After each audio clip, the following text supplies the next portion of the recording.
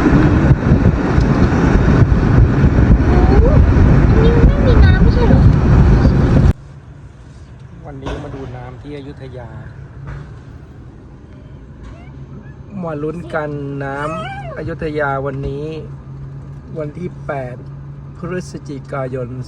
2568 กำลังทำคันกั้นน้ำอยู่แถววัดกษัตริย์ตา